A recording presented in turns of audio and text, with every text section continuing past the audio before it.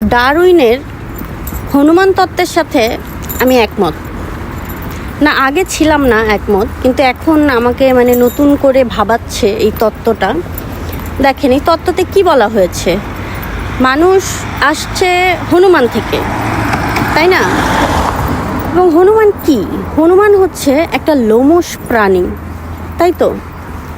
এবং হনুমান আমাদের আদি পুরুষ না, আমাদের না, আমি মনে করি বেড়া মানুষের আদি পুরুষ, হনুমান বা বান্দর যেটাই হোক।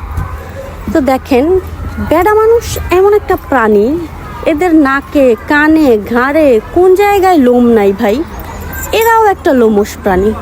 তারপর বান্দর ক্যারেক্টারিস্টিক্সের সাথে কিন্তু মিলে যায়, তাই না? তো আমি এটা বিয়ের পর থেকে এই তত্ত্বটা আমাকে ভাবাচ্ছে, বুঝছেন? তো আমি এই বেড়া মানুষ নিয়ে কঠিনভাবে আরেকবার গবেষণার জন্য জোরদার দাবি জানাই। আর একটু দেখেন তো, গবেষণা করে এগুলারে জঙ্গলে পাঠানোর কোনো ব্যবস্থা করা যায় কিনা, বিশেষ করে বাঙালিগুলারে। তাহলে দেশে একটু আমরা মেয়েরা শান্তিতে বসবাস করতে পারবো আর কি।